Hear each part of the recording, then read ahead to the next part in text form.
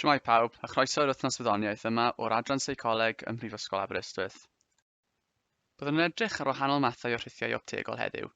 Byddwn hefyd yn rhoi canllaw cam wrth gam i chi greu rhith optegol eich hun. Hynny yw'r aderyn mewn cawell.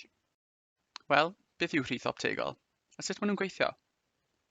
Maen nhw'n gweithio drwy defnyddio golau lliw a phatrymau i twyllo'r ymenydd. Maen nhw'n gwneud hi'n anodd i'r ymenydd weld sut mae peth yn ymddangos mewn gwirionedd. Mae lot o wahanol mathau o rhithiau optegol. Dewch ni edrych ar cwpl o enghreifftiau fan hyn. Dyma'r enghraifft gyntaf. Faint o goesau sydd gyda'r eliffant?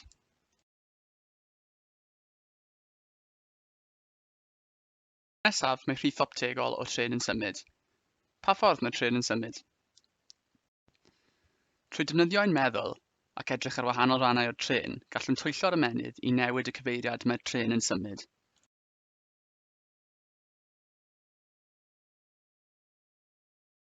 Dyma rhith optegol arall.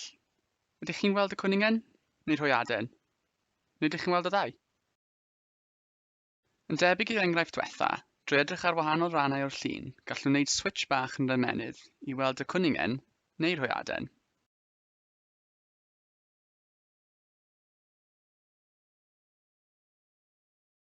Yn ola, mae'r rhith optegol yma.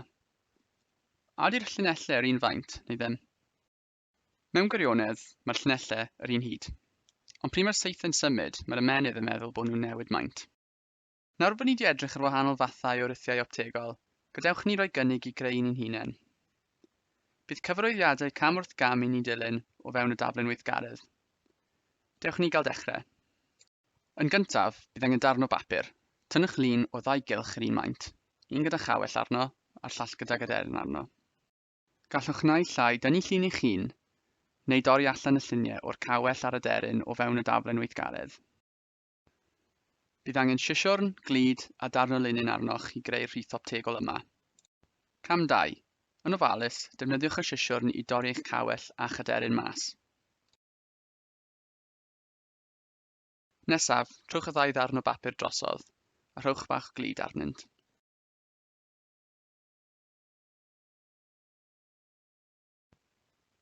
Nawr, gallwch roi'r darn o linyn ar gefn un o'r darnau o bapur. Gwasgwch lawr fel y dangosir yn y fideo.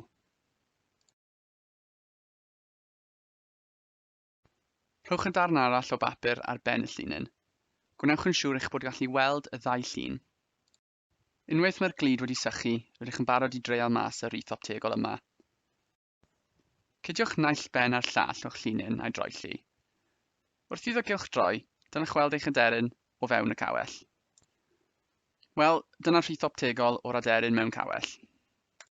Gobeithio eich bod wedi mwynhau gweld y wahanol fathau o rhithiau optegol.